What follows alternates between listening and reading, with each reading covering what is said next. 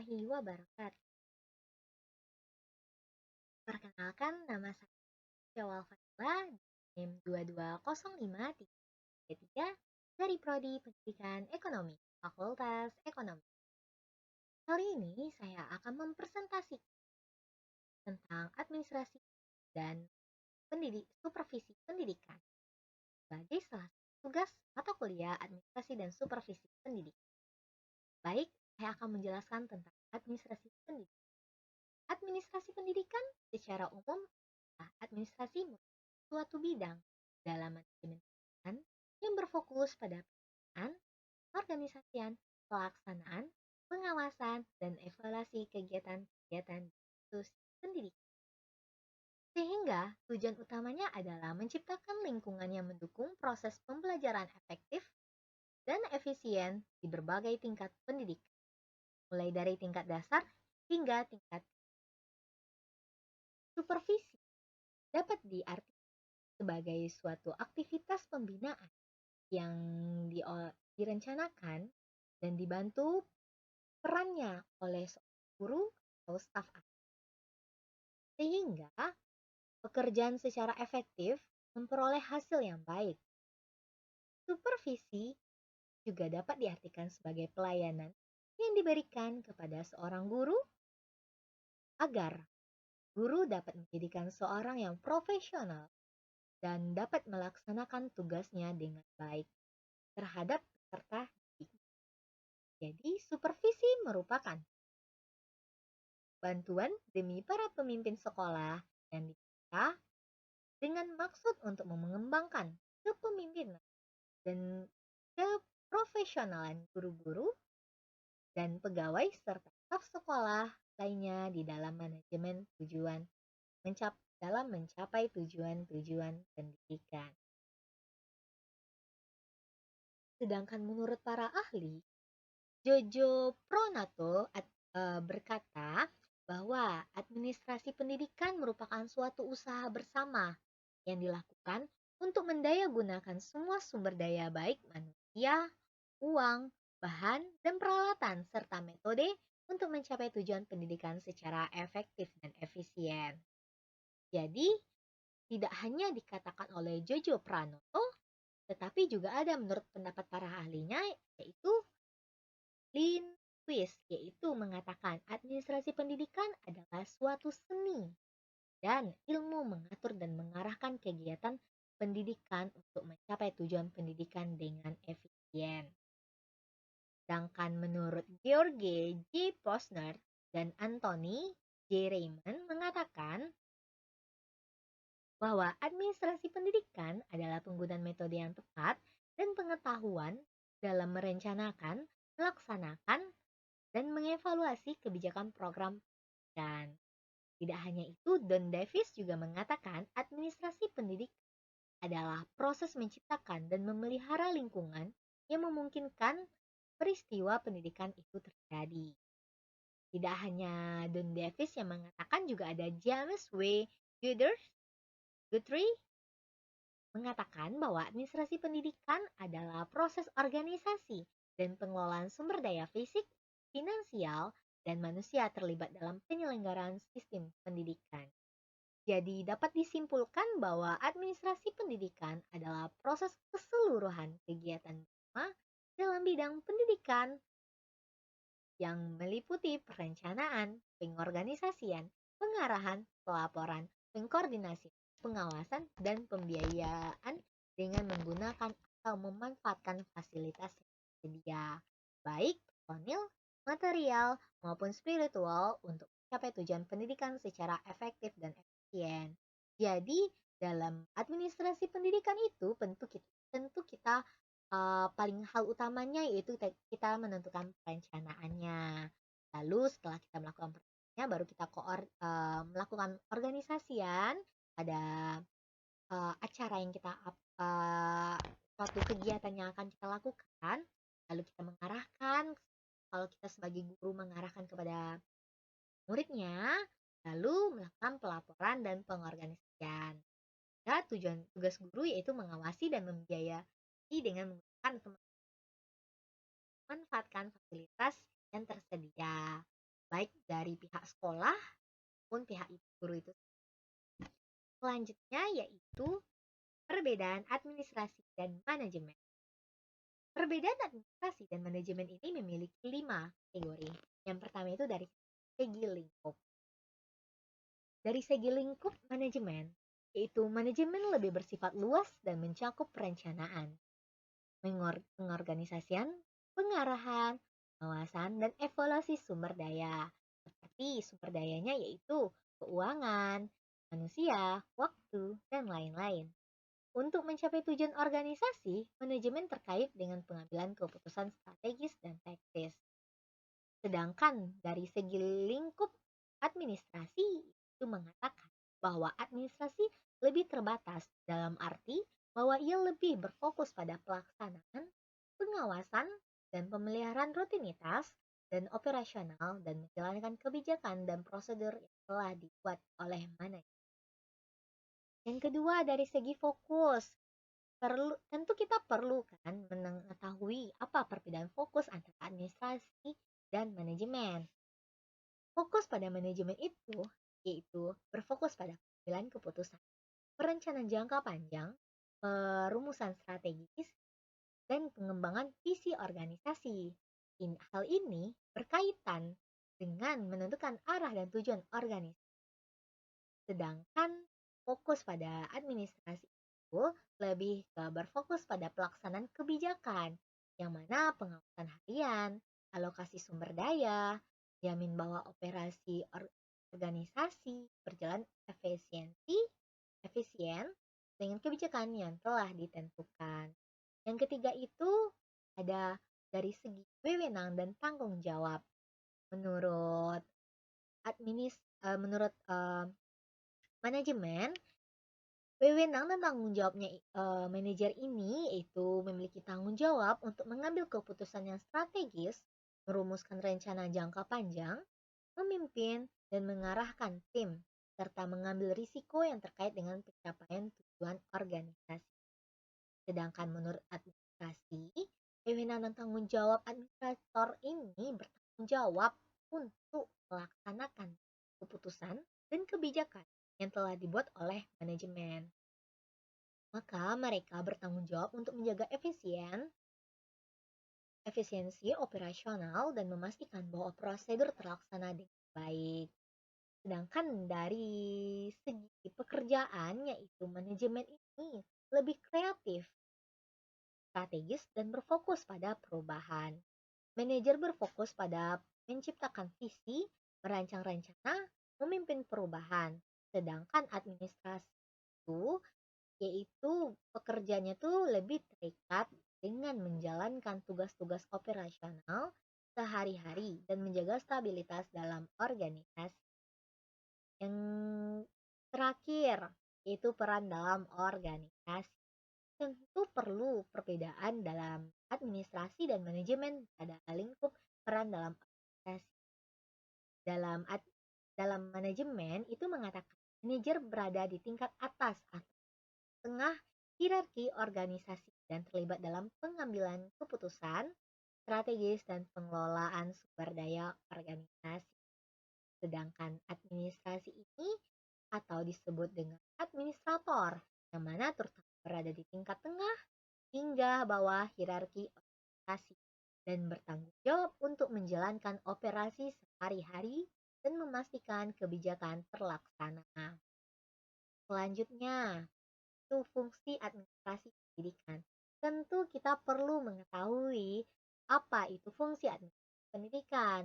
Administrator pendidikan ini lebih mengelola sumber pendidikan, sekolah, atau lembaga pendidikan, sehingga memiliki fungsi yang sangat penting dalam mencapai tujuan pendidikan, serta menjaga efisiensi serta efektif dalam penyelenggaraan pendidikan. Fungsi administrasi pendidikan ini sendiri memiliki 10 fungsi. Yang pertama itu fungsi perencanaan. Perencanaan pada administrasi pendidikan melibatkan perencanaan kebijakan, program, dan tujuan pendidikan. Ini mencakup pengembangan kurikulum, perencanaan sumber daya, dan penetapan tujuan pendidikan jangka pendek dan jangka panjang. Yang kedua itu pengorganisasian. Pengorganisasian adalah merupakan fungsi yang mencakup pengaturan struktur organisasi, sekolah atau lembaga pendidikan, penugasan tugas pada staf, pembentukan tim kerja, dan pengutaran sumber daya fisik. Yang ketiga, yaitu pelaksanaan. Pelaksanaan pada administrasi pendidikan bertanggung jawab untuk melaksanakan rencana dan kebijakan yang telah ditetapkan. Ini termasuk pengawasan harian, manajemen kelas, dan pelaksanaan kurikulum. Yang keempat yaitu pengawasan. Pengawasan administrasi pendidikan melibatkan pemantauan kinerja staf pendidikan, siswa, dan proses pendidikan secara umum. Pengawasan ini diperlukan untuk memastikan bahwa standar pendidikan terpenuhi dan perbaikan dapat dilakukan jika diperlukan. Kelima yaitu evaluasi. Evaluasi administrasi pendidikan juga melibatkan evaluasi hasil pendidikan. Ini mencakup pengumpulan dan analisis data pendidikan, pengukuran pencapaian siswa, dan penilaian efektivitas program pendidikan. Yang keenam yaitu manajemen sumber daya. Manajemen sumber daya pada administrasi pendidikan harus mengelola sumber daya manusia, anggaran, dan aset fisik. Hal ini melibatkan penugasan, promosi, dan pengembangan staf, serta alokasi anggaran untuk keperluan pada pendidikan. Yang ketujuh yaitu komunikasi. Administrasi pendidikan harus memastikan komunikasi yang efektif antara semua yang terlibat dalam proses pendidikan termasuk staf, siswa, orang tua, dan masyarakat. Maka komunikasi sangat penting pada administrasi pendidikan. Apalagi kita sebagai calon guru tentu perlu berkomunikasi karena kita akan banyak melakukan komunikasi kepada siswa kita dalam menerangkan suatu pelajaran. Yang kedelapan yaitu kepemimpinan. Kepemimpinan pada administrasi pendidikan memerlukan kepemimpinan yang kuat untuk menginspirasi dan motivasi staf dan serta untuk pengambilan keputusan yang mendukung pencapaian tujuan pendidikan. Yang kesembilan yaitu penyusunan kebijakan. Penyusunan kebijakan pada administrasi pendidikan juga terlibat dalam merancang kebijakan pendidikan yang sesuai dengan perkembangan dan perubahan dalam pendidikan, serta berdasarkan pada bukti-bukti yang valid. Yang terakhir yaitu pengembangan profesional.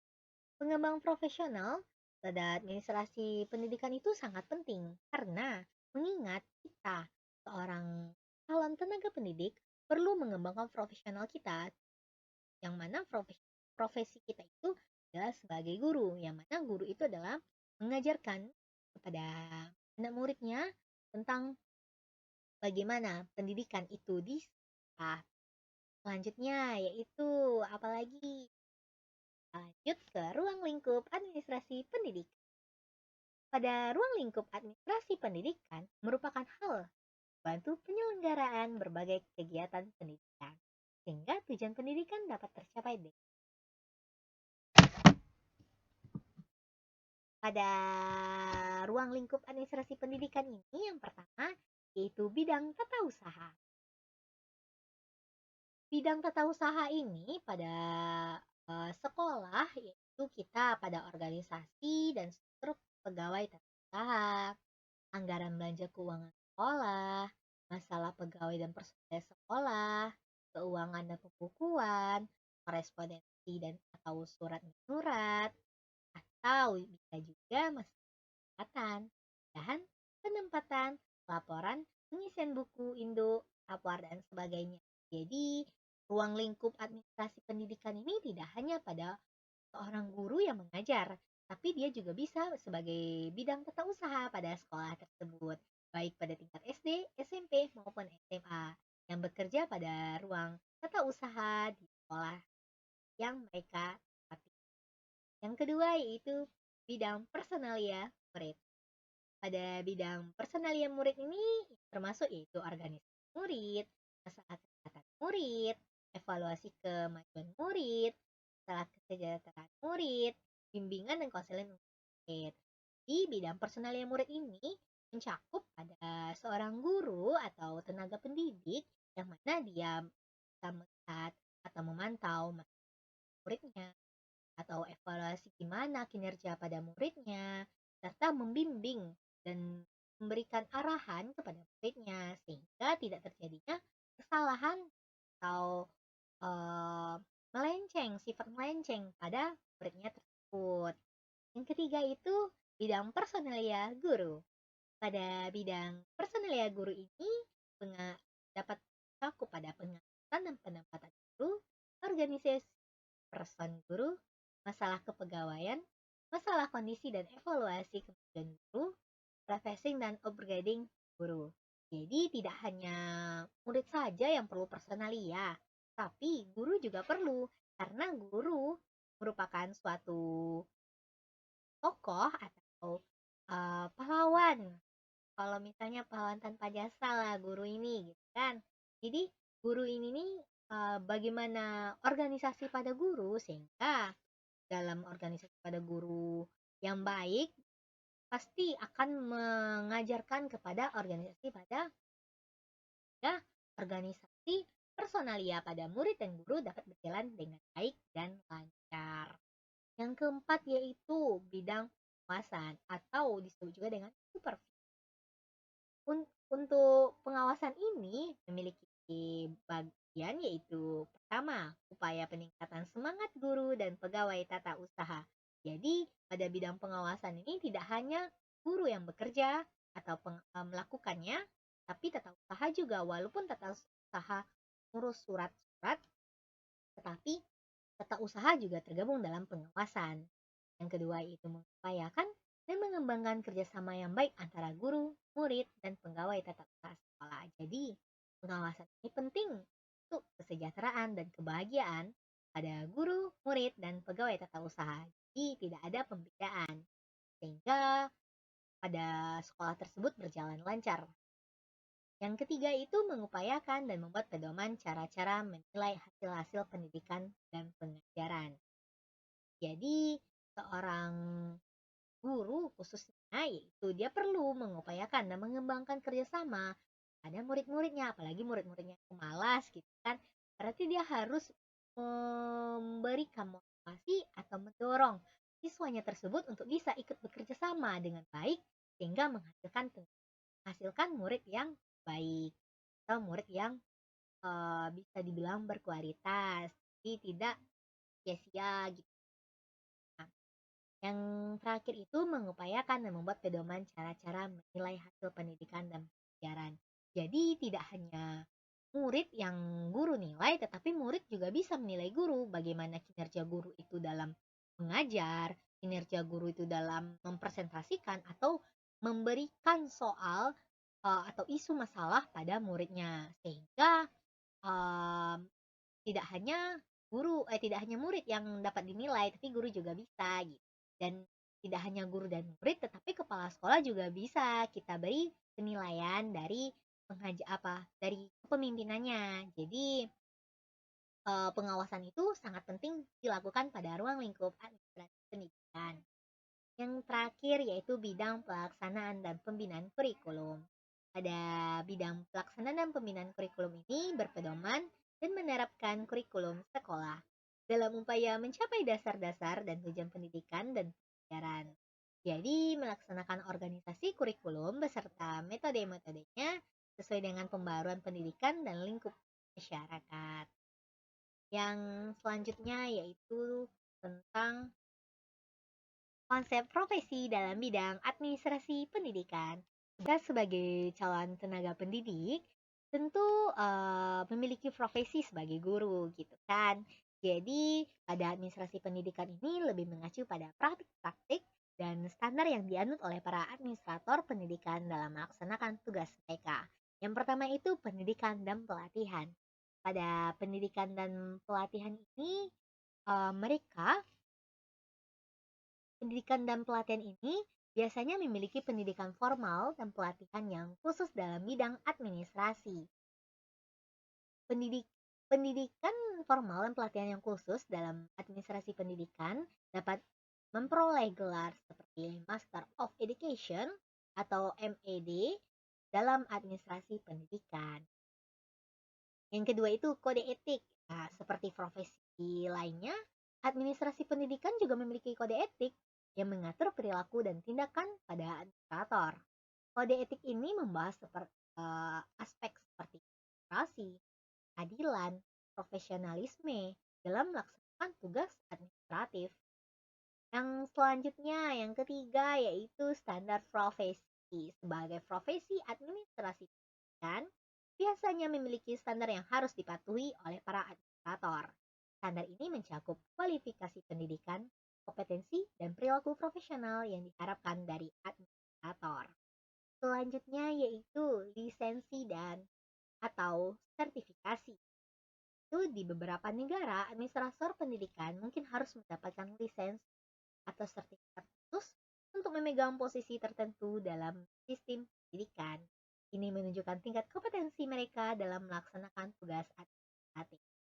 Peran dan tanggung jawab yang jelas pada administrator pendidikan memiliki peran dan tanggung jawab yang ditentukan dengan jelas untuk manajemen biaya, perencanaan, pengawasan, ataupun evaluasi dalam konteks pendidikan karena kita sebagai tenaga pendidikan. Selanjutnya yaitu kemampuan pengambilan keputusan. Pada profesi kita, pada administrasi pendidikan ini, tentu kita memiliki kemampuan pengambilan keputusan.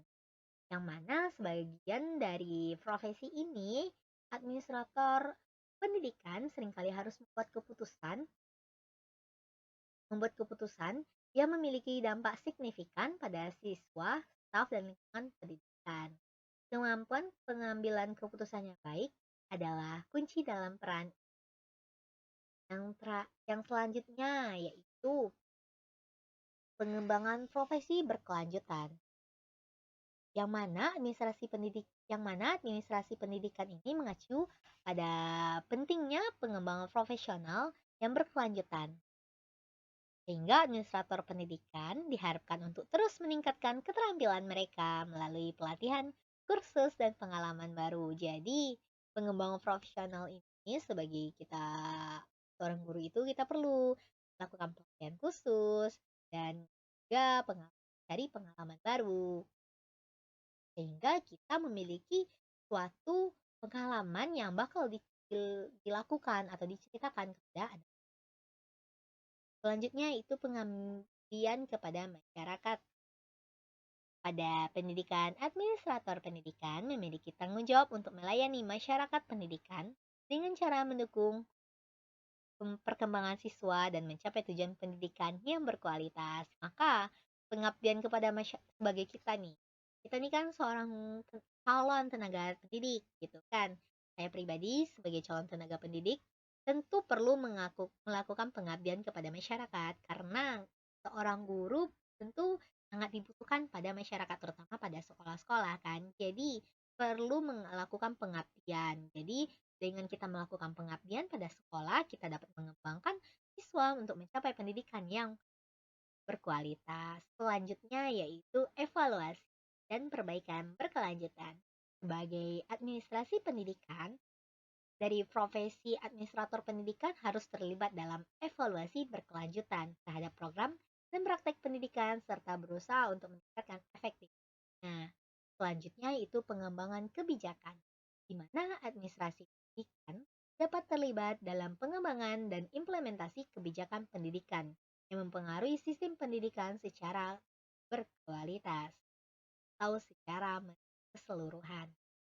Selanjutnya, yaitu pengembangan kebijakan. Jadi pengembangan kebijakan ini adalah merupakan ruang lingkup terakhir yang mana administrator pendidikan dapat terlibat dalam pengembangan dan implementasi kebijakan pendidikan yang mempengaruhi sistem pendidikan secara keseluruhan. Jadi dapat disimpulkan dengan adanya konsep-konsep ini, administrasi pendidikan menjadi lebih dari sekedar pekerjaan administrasi biasa. Jadi sebuah profesi dengan standar atau etika dan tanggung jawab yang unik dalam mendukung perkembangan dan kemajuan sistem pendidikan serta siswa yang dilayani. Jadi ada 10 konsep profesi dalam bidang administrasi pendidikan. Cukup sekian presentasi dari saya terkait materi administrasi dan supervisi pendidikan. Sekian dari saya, Insya Fadila. Assalamualaikum warahmatullahi wabarakatuh. Terima kasih.